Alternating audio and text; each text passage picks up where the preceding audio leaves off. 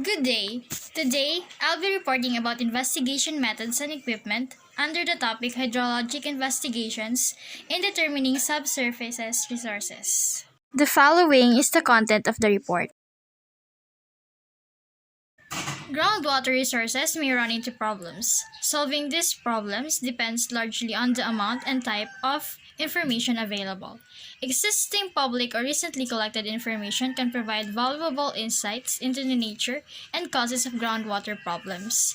If the information is still lacking, you may need to collect additional information to determine the cause of the problem through proactive and targeted data collection. Published maps and reports. These are the available geological maps and reports of groundwater resources that should be fully utilized. These maps can be obtained from the state's geological authorities, mining departments, and universities. These are some of the sources of information to obtain and identify: tectonic maps, groundwater resource maps, state geological maps, state water resources investigations, state water well registration program, aerial photos, and satellite imagery. Some of these informations are available for downloading or purchasing from the internet. Field observations of groundwater are the basis of groundwater maps. Elevation of water surface, observation wells, piezometers, discharge of springs and streams, and production from wells are used to relate hydrology to geology and enable estimation of groundwater generation.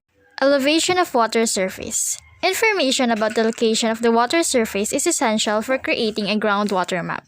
Elevation is used to draw contour maps of the piezometric surface of a confined aquifer. From this map, you can determine the direction of water movement, head, relative aquifer permeability, and aquifer location. The elevation of water surface changes seasonally. The discharge from precipitation and stream flow causes for it to rise, and the natural discharge and pumping from wells results to the fall of elevation. This change may be sufficient to affect the accuracy of the survey. Sufficient observation of the water surface elevation should be conducted on streams, lakes, reservoirs, springs, and wells to meet the needs of the survey. Water table measurement. The water level of a flowing well can be calculated by measuring the pressure generated when the well is closed or by connecting a short-length hose with a low head to the well and raising the end until the flow stops. There are different methods to measure the water table. These are the chalk tape, electrical sounders, and air lines. Observation well. An observation well is a simple vertical pipe or tube that indicates the depth to the surrounding water table. They are usually made from PVC pipes with slot sections to allow free flow from the aquifer. Piezometers are used to plan the development of confined groundwater, analyze the impact of engineering structures on local groundwater conditions, determine the need and location of rescue wells, and measure pore water pressure at the foundation of structures. Discharge of springs and streams. Outflows from springs and streams provide important information about the condition of groundwater. In consolidated rocks, the location and orientation of the water source is related to the location of cracks, faults, or other structures that affect water accumulation. Production from wells. Production records or well yields reflect past performance and may indicate additional production opportunities. The amount of water pumped and the resulting emissions indicate the capacity of the aquifer at a particular location.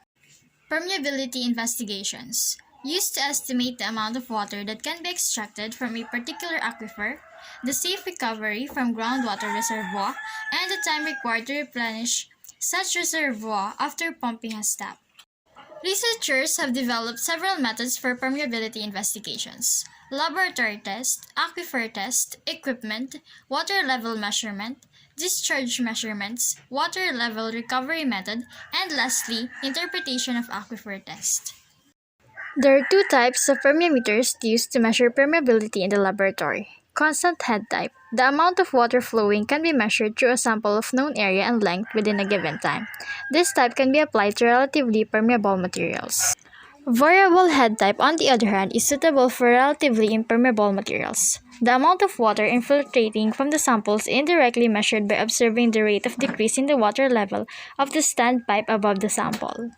Aquifer test. Aquifer pumping tests are performed to determine mobility and, if the non-equilibrium method is used, determine the aquifer storage factor. Pumps and observation wells are equipment used in permeability investigation. The pump and power supply used should be sufficient to pump the required amount of water over 21 to 72 hours, and the number of observation wells required to provide relevant information depends on existing geological and hydrological conditions and the aquifer test method used.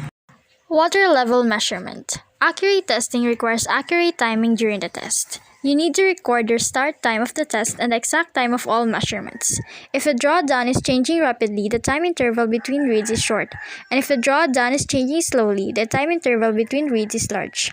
Water level readings also need to be accurate and should be read within 0.01 feet. Electric sonar, wet tape, or poppers are preferred over airline methods for measuring water levels in observation wells. Discharge measurements. It is essential that the yield of the test will be measured accurately during a pump test and that the yield is constant. Pipe orifices are commonly used to measure discharges within a range of 50 to 2,000 gallons per minute. Partial flumes or sharp-crested wires are used to measure larger flows. There are three types of methods used in discharge measurements: discharging well method, equilibrium method, and the non-equilibrium method. Water level recovery method. This method helps to validate the well test results.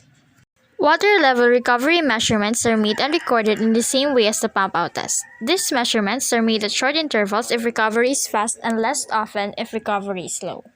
Interpretation of aquifer test. By observing the shape of the drawdown curve, you can see if there are boundary conditions in the aquifer. If you know the aquifer permeability and retention factor, you can use the non-equilibrium equation to predict the drawdown at any distance from the stacking source for a constant stacking over any period of time.